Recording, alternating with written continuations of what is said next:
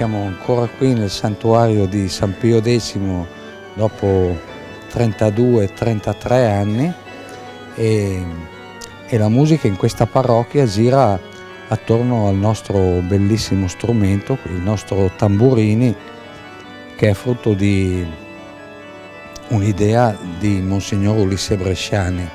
Ecco, quindi noi gliene dobbiamo sempre essere assolutamente grati. Il concerto quest'anno comprende sempre della musica barocca e oltre a 2 valentissimi trombettisti abbiamo la collaborazione col famosissimo maestro Angelo Manzotti, che è un sopranista d'eccezione, e faremo dei bei pezzi.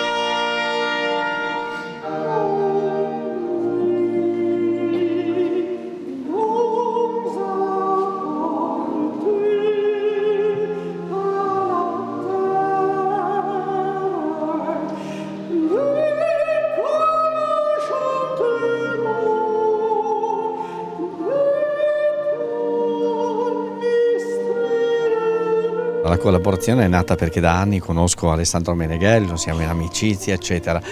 Però c'è un piccolo fatto: io col 7 dicembre avevo deciso di smettere di cantare, di non cantare più.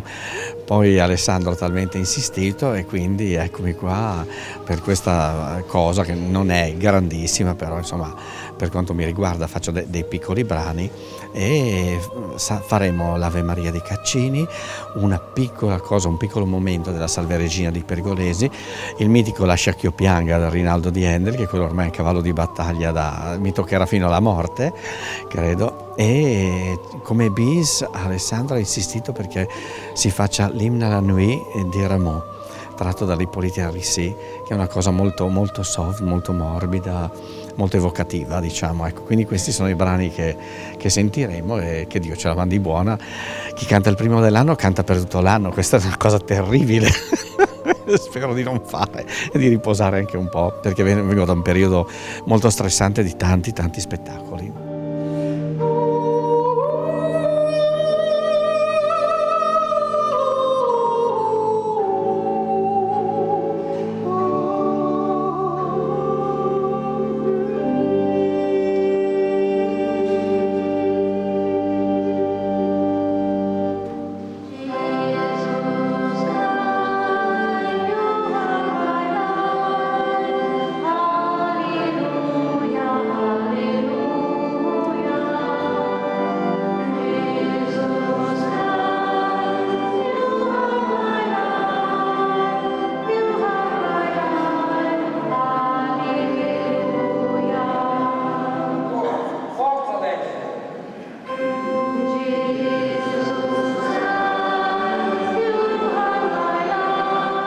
C'è un intervento nella zona centrale dove la gente deve cantare un brano di Marco Fresina che è stato scritto per il giubileo del 2000,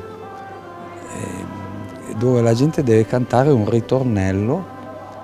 Era stato voluto proprio da Papa Giovanni Paolo II, è un bellissimo pezzo. E alla fine, ad Est Fideles per tutti.